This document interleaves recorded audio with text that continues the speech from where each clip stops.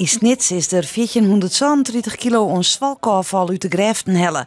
Fietsen, blikjes en zelfs een kliko. Een gruttal vrijwilligers had meeholpen om de actie Skjinwetter. Wat ga je hem al jaar uit het wetter hellen? Fietsen, boomstammen. Waarom vindt Moby Dick het wichtig om mij te wandelen Skjinwetter? Nou ja, wij willen natuurlijk het water zo mooi mogelijk hebben, want wij willen het onderwaterleven ook bekijken. En ja, dan is het natuurlijk het mooiste dat het water een beetje schoon is en goede kwaliteit is. Ek in Balk, Ljouwert en Frenscher wienen er een soort mensen in het spier voor de Skjinmakactie. Het is een initiatief van de Friese Milieufederatie, het Wetterskip en de Alverstede-gemeenten. Dat skjinmeitsen is heel wichtig, maar het draait bij Skjinwetter om bewustwording. We willen graag dat mensen nadenken over de enorme hoeveelheid afval die we dus machinaal voortsmieten.